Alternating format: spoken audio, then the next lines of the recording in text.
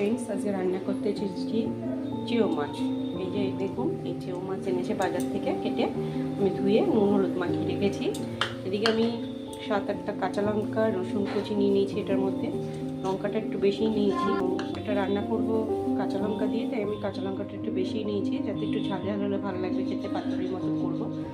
আর এর মধ্যে নিয়ে নিয়েছি সরু সরু করে আমি ঝিঙ্গা নিয়ে নিয়েছি, এখন কচি ঝিঙ্গে, তাই ঝিঙ্গে নিয়ে নিয়েছি। একটা বড় সাইজের পেঁয়াজ কুচি করে নিয়েছি, একটা বড় সাইজের টমেটো কুচি করে নিয়েছি। পেঁয়াজ ইউজ করতে পারেন বা দুটো টমেটো ইউজ করতে পারেন। আমি একটা বড় সাইজের টমেটো আর একটা বড় সাইজের পেঁয়াজ, আর ঝিঙ্গা আমি এখানে 3-4টে ছোটো ছোটো সাইজের ঝিঙ্গে এরকম লম্বা লম্বা করে সরু সরু করে কেটে নিয়েছি। এই দেখুন, এরকম করে কেটে নিয়েছি। চলুন এবার রান্নাটা করা যাক। আমি এগুলোকে সব মেখে নেব। ঝিঙ্গে সব সবজিগুলো দিয়ে দিলাম এই বাটিতে।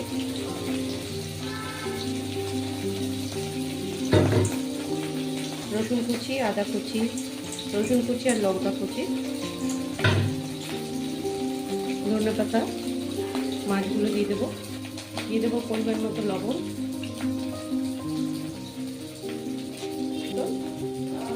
হলুদ, জিরের গুঁড়ো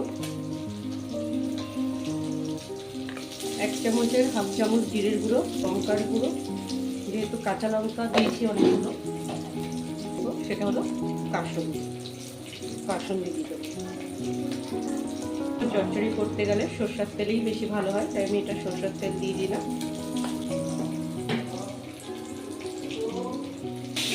সব মশলা দেওয়া হয়ে গেছে, এবার এগুলোকে আমি ভালো করে মেখে নেব,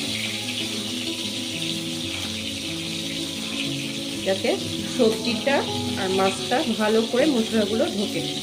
এবার আমি কড়াইতে একটু মাছ ভেজেছিলাম আগে, সেই জন্য মাছের তেল ছিল। এবার আমি এটাকে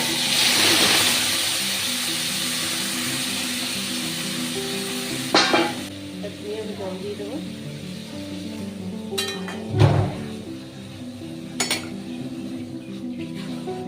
এবার এটাকে ঢেকে দেবো জাস্ট হওয়ার জন্য। আঁচটা মিডিয়াম করে রাখবো। ঢাকনাটা সরিয়ে দিলাম, হয়ে গেছে। এবার এর উপর দিয়ে একটু ধনে পাতা দিয়ে দিলাম, এবার নামিয়ে ফেলবো। তৈরি হয়ে গেছে ঝিঙ্গা দিয়ে চেয়া মাছের গা মাখা ঝোল। এরকম রান্না যদি পেতে হয় তাহলে ভিডিওটা লাইক ও সাবস্ক্রাইব করে রেখে দিন।